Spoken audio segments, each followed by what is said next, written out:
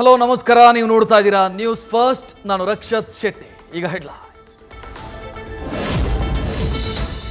ಬರ ಪರಿಹಾರದ ವಿಚಾರದಲ್ಲಿ ರಾಜ್ಯ ಸರ್ಕಾರಕ್ಕೆ ಜಯ. ಸುಪ್ರೀಂ ಸೂಚನೆಯ ಬೆನ್ನಲ್ಲೇ ಕೇಂದ್ರ ಸರ್ಕಾರದಿಂದ ಹಣ ಬಿಡುಗಡೆ. 3,454 ಕೋಟಿ ಬಿಡುಗಡೆ ಮಾಡಿ ಆದೇಶ. ನೀತಿ ಸಂಹಿತೆಯ ಕಾರಣ ಕೊಟ್ಟಿದ್ದ ಕೇಂದ್ರ ಸರ್ಕಾರ ಬರ ಪರಿಹಾರಕ್ಕಾಗಿ ಸುಪ್ರೀಂ ಕೋರ್ಟ್ಗೆ ಹೋಗಿದ್ದ ರಾಜ್ಯ ಈಗ ಕೂಡಲೇ ಹಣ ಬಿಡುಗಡೆ ಮಾಡುವಂತೆ ಆರ್ಬಿಐಗೆ ಕೇಂದ್ರ ಸರ್ಕಾರದ ಸೂಚನೆ.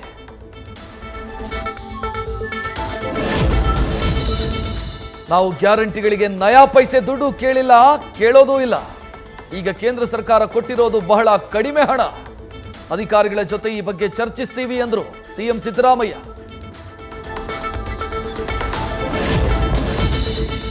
ರಾಜ್ಯ ಸರ್ಕಾರ ಬೇಡಿಕೆ ಇಟ್ಟಿದ್ದು 18,172 ಕೋಟಿಗೆ, ಬಂದಿರೋದು 3,454 ಕೋಟಿ. ಬಾಕಿ ಹಣ ಬಿಡುಗಡೆ ಮಾಡದಿದ್ರೆ ಮತ್ತೆ ಕೋರ್ಟ್ ಮೊರೆ. ನ್ಯೂಸ್ ಫಸ್ಟ್ಗೆ ಸಚಿವ ರಾಮಲಿಂಗಾರೆಡ್ಡಿ ಪ್ರತಿಕ್ರಿಯೆ. ಸ್ಟ್ರಾಂಗ್ ರೂಮ್ನಲ್ಲಿ ಭದ್ರವಾಯಿತು ಅಭ್ಯರ್ಥಿಗಳ ಭವಿಷ್ಯ. 3 ಹಂತಗಳಲ್ಲಿ ಭದ್ರತಾ ವ್ಯವಸ್ಥೆ.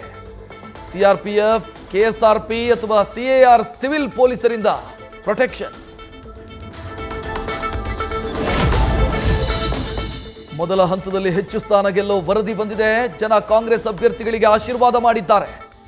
ಗ್ಯಾರಂಟಿ ಪರಿಣಾಮ ಬೀರಿದೆ ಅಂದ್ರು ಸಿಎಂ ಸಿದ್ದರಾಮಯ್ಯ.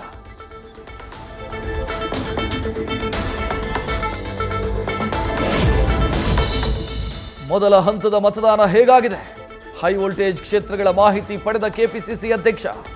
ಹಾಸನ, ಮಂಡ್ಯ, ಬೆಂಗಳೂರು ಗ್ರಾಮಾಂತರದ ರಿಪೋರ್ಟ್ ನೋಡಿ ಡಿಕೆ ಶಿವಕುಮಾರ್ ಫುಲ್ ಖುಷ್. 14 ಕ್ಷೇತ್ರಗಳ ಚುನಾವಣೆ ಮುಗೀತಾ ಇದ್ದಂತೆ ಕಾಂಗ್ರೆಸ್ ಲೆಕ್ಕಾಚಾರ. ಎಷ್ಟು ಮತದಾನ ಆಗಿದೆ?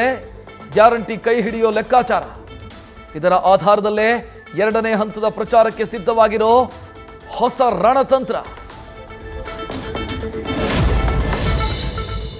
ಮೊದಲ ಹಂತದ ಮತದಾನ ಮುಗೀತು. ಇನ್ನೇನಿದ್ರು ಟಾರ್ಗೆಟ್ ಉತ್ತರ ಕರ್ನಾಟಕ. 2ನೇ ಹಂತದ 14 ಕ್ಷೇತ್ರಗಳನ್ನು ಗೆಲ್ಲೋದಕ್ಕೆ ಕಾಂಗ್ರೆಸ್ನಿಂದ ಪ್ರತ್ಯೇಕ ರಣತಂತ್ರ.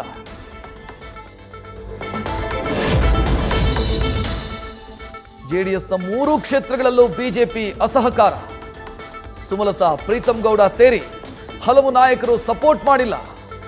ಮೊದಲ ಹಂತ ಮುಗಿಯೋ ಮೊದಲೇ ದೇವೇಗೌಡರ ಅಸಮಾಧಾನ.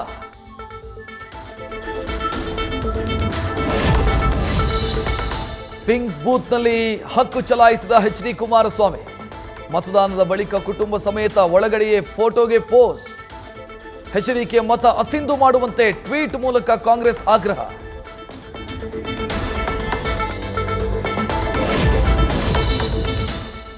ಅಣ್ಣನ ಗೆಲುವಿಗೆ ಪಣತಟ್ಟ ಸೋದರ.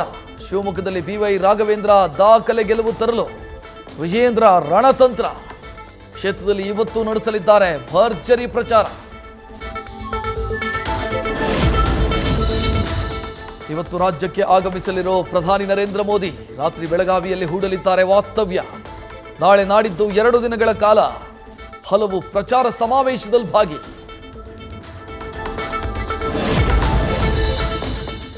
ಮೋದಿ ಬರ್ತಾರೆ ಅಂತ ನಾಳೆ ಸಂಜೆ ಜಾತ್ರೆ ರದ್ದು. ಭದ್ರತಾ ದೃಷ್ಟಿಯಿಂದ ದಾವಣಗೆರೆಯಲ್ಲಿ ಹಲವು ಕಾರ್ಯಕ್ರಮಗಳು ಕ್ಯಾನ್ಸಲ್. ಬಿಜೆಪಿ ಅಭ್ಯರ್ಥಿಗಳ ಪರ ಮತಬೇಟೆ ನಡೆಸಲಿರೋ ಪ್ರಧಾನಿ. ಕೊಪ್ಪಳದಲ್ಲಿ ನಡೆಯಬೇಕಿದ್ದ ಪ್ರಧಾನಿ ಸಮಾವೇಶ ಶಿಫ್ಟ್. ಹೊಸಪೇಟೆಗೆ ಸ್ಥಳಾಂತರಗೊಂಡಿದ್ದಕ್ಕೆ ಮೈತ್ರಿ ಅಭ್ಯರ್ಥಿಗೆ ಬೇಸರ. ವಿಜಯನಗರದಿಂದ ಮೋದಿ ವಿಜಯದುಂದುಬಿಗೆ ಬಿಜೆಪಿಯಿಂದ ಸಿದ್ಧತೆ.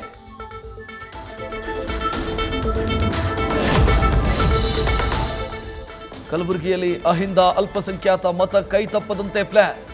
ಬಿಜೆಪಿ ವಿರುದ್ಧ ಮೀಸಲಾತಿ ಅಸ್ತ್ರ ಪ್ರಯೋಗಿಸಿದ ಸಿದ್ದರಾಮಯ್ಯ. ಖರ್ಗೆ ಕೈ ಬಲಪಡಿಸುವಂತೆ ಮನವಿ. ಸಿಎಂ ಸ್ಕೆಚ್ಗೆ ಜಾಧವ್ಗೆ ಎದುರಾಗುತ್ತಾ ಸೋಲಿನ ಶಾಕ್.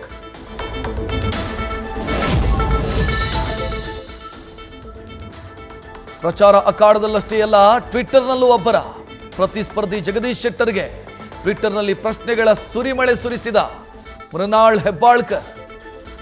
ಹುಬ್ಬಳ್ಳಿ ಧಾರವಾಡದಲ್ಲಿ ಸೋತು ಬೆಳಗಾವಿಗೆ ಬಂದಿದ್ಯಾಕೆ ಉತ್ತರಿಸಿ ಅಂತ ಕೌಂಟರ್.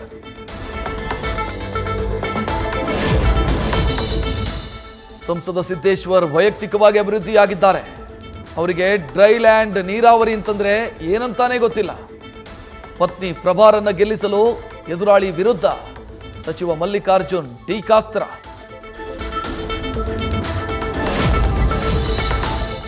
ಹುಬ್ಬಳ್ಳಿಯಲ್ಲಿ ವಾಕಿಂಗ್ ಮಾಡ್ತಾ ಪ್ರಹ್ಲಾದ್ ಜೋಶಿ ಮತಬೇಟೆ. ತೋಳನಕೆರೆ ಪಾರ್ಕ್ನಲ್ಲಿ ದೋಸ್ತಿ ಅಭ್ಯರ್ಥಿ ಮತ ಶಿಕಾರಿ.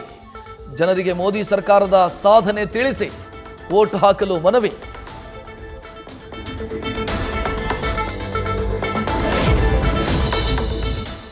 ಕೂಲ್ ಆಗಿರ್ತಿದ್ದ ಬೆಂಗಳೂರೀಗ ರಣರಣ. ಕಳೆದೊಂದು ವಾರದಿಂದ 37 ಡಿಗ್ರಿ ಸೆಲ್ಸಿಯಸ್ ಬಿಸಿಲಿಗೆ ಜನ ಹೈರಾಣ.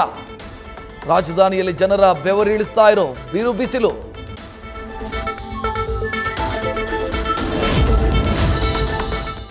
ಹುಬ್ಬಳ್ಳಿಯ ನೇಹಾ ಹಿರೇಮಠ್ ಹತ್ಯೆ ಪ್ರಕರಣ DNA ಟೆಸ್ಟ್ಗೆ ಅನುಮತಿ ಕೇಳಿರೋ ಸಿಐಡಿ.